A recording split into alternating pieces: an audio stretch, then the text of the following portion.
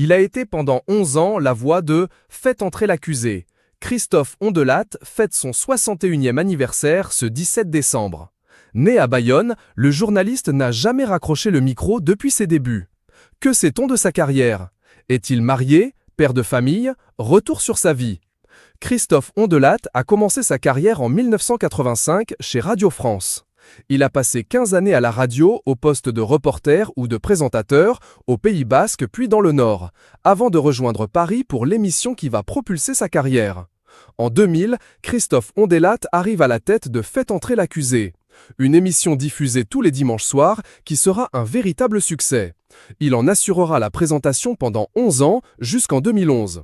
Le journaliste et ses équipes décryptaient des crimes français, des affaires devant les tribunaux racontées par la célèbre voix de Christophe Ondelat.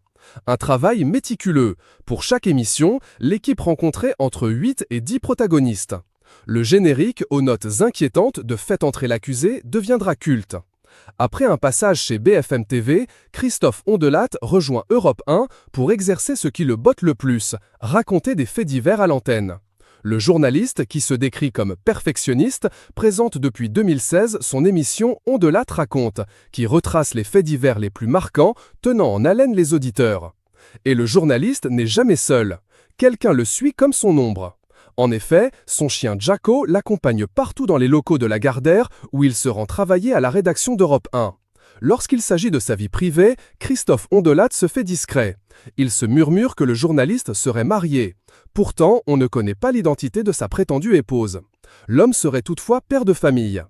Inactif sur les réseaux sociaux, il ne se met en scène que sur un seul compte, celui de son émission Ondelat raconte sur Europe 1. Un jardin secret qu'il préserve coûte que coûte. Son ex-concert Arlette Chabot, avec qui il travaillait à France Télévisions, déclara au Point en 2007 « C'est le seul homme de télé qui m'a dit « Jamais je ne ferai passer le journal avant ma vie privée ».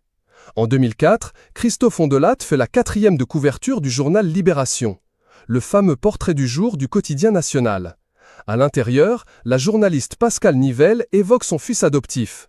Des informations qui plongeront Christophe Ondelat dans une colère noire. Le journaliste avait entamé une procédure en justice contre le journal pour atteinte à la vie privée et demandé 80 000 € pour préjudice moral.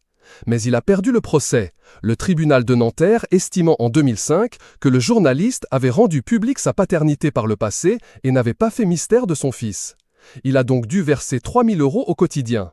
À la suite de cette affaire, Christophe Ondelat a soudainement démissionné de ses fonctions chez